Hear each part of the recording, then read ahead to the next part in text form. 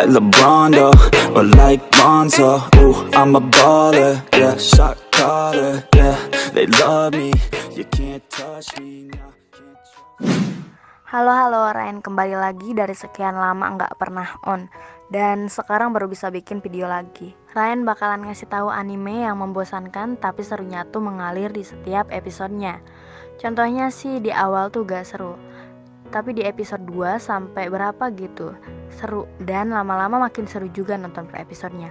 Anime yang kayak gitu disebut slow pace atau keseruan di animenya itu bertahap. Udahlah, tanpa basa-basi, gue langsung ke intinya aja. Dan ini dia beberapa rekomendasi anime dengan slow pace terbaik di sepanjang dunia perwibuan. Steins Gate. Siapa yang gak tahu tentang anime ini? Bercerita tentang Okabe Rintaro yang menyebut dirinya sebagai Houin Kyoma, menyewa sebuah kamar yang dijadikannya sebagai laboratorium pribadi miliknya. Dia tidak sendiri dalam tujuannya untuk menciptakan gadget yang berguna untuk masa depan, serta melawan organisasi CERN. Pada awalnya ini hanya candaan dirinya saja.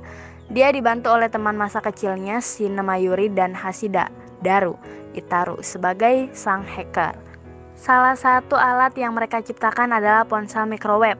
Ketika mengadakan eksperimen di mana Okabe dan Daru menjadikan satu pisang untuk dihangatkan dalam microwave tersebut. Apa yang terjadi kemudian adalah pisang tersebut kembali ke tempatnya dalam kondisi berubah menjadi pisang jeli. Hal ini disaksikan oleh Makise Kurisu, ilmuwan muda dari Amerika yang sedang berkunjung ke Jepang. Kejadian tersebut merupakan awal dari semua yang akan dialami oleh Okabe dalam 3 minggu ke depan, yang akan menjadi sangat panjang baginya. Membicarakan time travel tidak akan pernah habisnya. Apakah mungkin atau tidak mesin tersebut diciptakan akan selalu terjadi perdebatan. Perdebatan yang tidak pernah akan ada habisnya itu juga ikut terjadi dalam dunia film ataupun anime yang bergenre science fiction. Sudah banyak sekali film yang mengangkat tema time travel. Di dunia anime sendiri tentunya ada Doraemon dengan laci mesin waktunya yang ikonik itu. Dan kemudian pada tahun 2011 Steins Gate pun muncul dengan cerita yang mengutamakan time travel sebagai penggerak ceritanya hingga akhir cerita. Tetapi setelah Steins Gate bergerak menuju plot utamanya, disinilah Steins Gate menunjukkan taringnya. Ya, episode 12 merupakan turning point yang luar biasa dari Steins Gate. Melibatkan salah satu karakter paling likable di dunia anime, mood Steins Gate benar-benar berubah.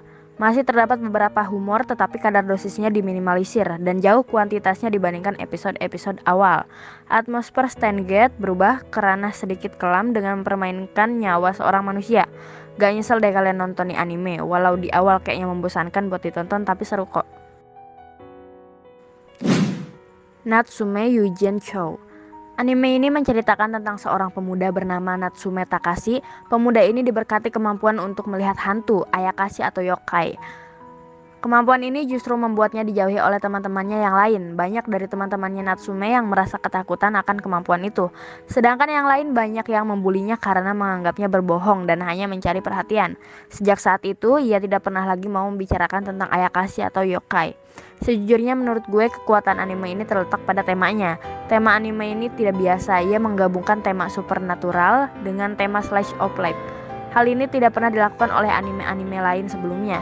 Beberapa anime sejenis yang terkenal seperti Nobe, Yu Yu Hakusho, dan Ghost at School kebanyakan menggabungkan tema supernatural sebagai tema shonen, action, dan komedi, bukan slice of life. Penggabungan ini memberikan kita gambaran yang lebih mendalam tentang dunia yokai dari perspektif slice of life. Jika awalnya kita hanya melihat yokai sebagai entitas yang jahat dan berada pada dimensi yang begitu jauh dari manusia, maka dalam penceritaan ini, yokai ini berasa sangat dekat dengan manusia. Mereka benar-benar bertingkah layaknya para manusia bertingkah, bisa sedih, marah, jahat, baik, dan lain-lain. Tentu saja gaya penceritaan ini menghasilkan efek lebih. Hal lain yang menarik adalah opening songnya. Opening di anime ini memberikan efek gloomy, sedih, suram, dan menakutkan. Ia seolah menceritakan tentang pahit getirnya kehidupan seorang Natsume Takashi bahkan sebelum ceritanya sendiri dimulai. Opening song yang simpel namun dalam itu membuat gue benar-benar merinding. Well, gue harus bilang lu gak perlu mikir 2 kali buat nonton anime ini. Setiap episodenya menarik untuk ditonton. Penekanan unsur slice of life pada anime bergenre supernatural juga benar-benar memberikan kita nuansa baru. Penggambaran pedesaannya super benar-benar layak disebut masterpiece. Nilai gue untuk anime ini 8,8. Shoujo Sumatsu Ryoko. Bayangin aja gitu sob, cuman ada lu yang nolep gitu di dunia yang udah gak ada harapannya banget. Rasa apa yang lu rasain yang ada lu ngeluh tiap hari? Lah, dunia normal aja tiap hari ngeluh ini itu. Dan anime ini bercerita tentang dunia yang peradabannya musnah akibat peperangan hidup dua orang wanita, Chito dan Yuri. Menaiki motor Menaiki motor ketennya berkelana mencari ransum. Tidak memiliki tujuan hanya untuk bertahan hidup, harapan bukanlah suatu jawaban untuk mereka.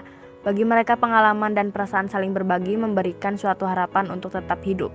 Shoujo Sumatsu Ryoko pada akhirnya memberikan kesan tersendiri di mana dunia yang mati dan ditinggal tanpa diketahui penyebabnya dan menggunakan karakter utama dengan desain yang meh adalah sesuatu yang tidak biasa untuk dinikmati. Tapi begitu nonton yang anime ini, semua tuh kayak turun bruk sekaligus dari otak ke hati. Hasilnya bukan gembira, bukan terharu, bukan sedih, bukan marah, bukan kecewa, bukan depresi. Mungkin Monono Aware adalah frasa yang paling tepat untuk menggambarkan emosional state yang gue rasakan sewaktu selesai menonton dan merenung mengenai keseluruhan anime ini. Mantep lah sob intinya. Shinsekai no Yori, santai saja. Anime yang membosankan di awal itu gak terlalu buruk juga sih menurut gue. Beneran dah, anime kayak gini jarang ada yang nonton, apalagi wibu yang suka skip-skip episode gitu. Dan anime ini bersinopsis setelah kekuatan psikionesis miliknya bangkit pada suatu malam. Watanabe Saki akhirnya resmi menjadi warga kota Kamisu. 66, pokoknya itulah.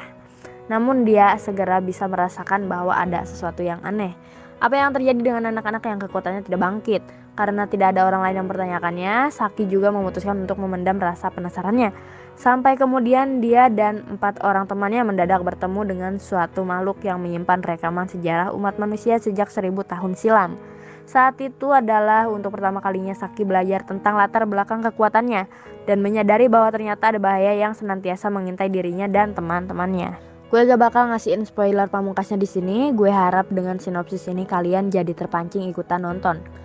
Atau yang udah nonton, apakah kalian merasakan kalau Shinsekai Yori punya hawa yang sama dengan Toaru Majutsu no Index? Apalagi di bagian sekolah dan manusia yang memiliki kemampuan.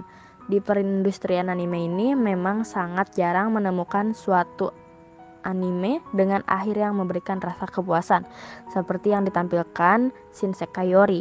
Bagi yang sangat menyukai psikologikal, serial yang dramatis dan misteri sebuah dunia yang dapat membawa penontonnya ke dalam unsur horor dengan intensitas tingginya konflik dan plot twist, Shinsekai Yori adalah jawabannya. Honey and Clover. Pernahkah lu merasa putus asa dengan kehidupan lu? Pernahkah lu ngerasain betapa menyakitkannya cinta yang bertepuk sebelah tangan? Pernahkah lu ngerasa cemas dan takut memikirkan masa depan lu? Pernahkah lu merasa berada di suatu titik di mana lu sudah berusaha sebaik mungkin tapi gak mendapatkan hasil yang diharapkan? Pernahkah lu merasa iri dengan seseorang yang berada jauh di atas lu dan memiliki segalanya? Rasanya anime ini sangat cocok untuk merefleksikan diri kita sendiri yang seolah masih tersesat dan bimbang dengan kehidupan. Tentang masa muda yang awalnya terasa manis dengan berkumpul bersama teman seperjuangan, lalu dihadapkan dengan berbagai masalah masing-masing, namun masih saling menguatkan dan memberikan semangat tanpa henti. Tentang romansa muda yang tak sepenuhnya indah, tentang ambisi dan keputusasaan yang menghadapkan mereka pada kehidupan yang sebenarnya. Anime ini mengisahkan tentang perjalanan kehidupan kelima tokohnya dalam menghadapi cinta segitiga, cinta tak terbalas, kehidupan setelah lulus kuliah, mencari pekerjaan, dan mempelajari tentang diri mereka masing-masing. Jika ingin menonton tontonan yang bisa membawamu pada berbagai macam perasaan dalam satu tontonan, Hachimitsu to Clover atau Honey and Clover jawabannya.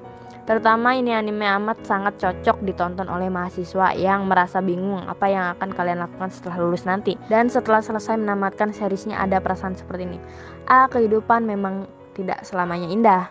Ada saat dimana kau harus merasakan yang namanya pahit dalam menjalaninya. Tapi itu tidak harus menjadikan dirimu menyerah. Jalani kehidupanmu yang saat ini penuh syukur, karena suatu saat kau akan merasakan betapa indahnya hidup ini di waktu yang tepat.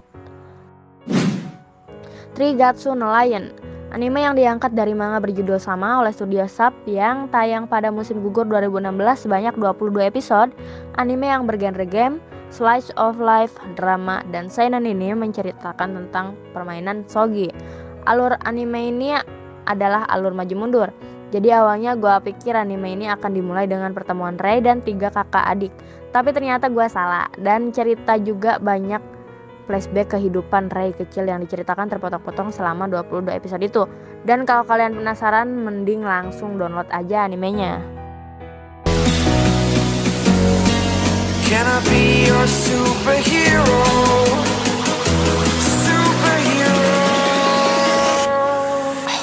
Rasanya Ryan kali ini banyak ngomong banget anjir. Sebenarnya banyak sih. Ngomong anjir dosa gak sih?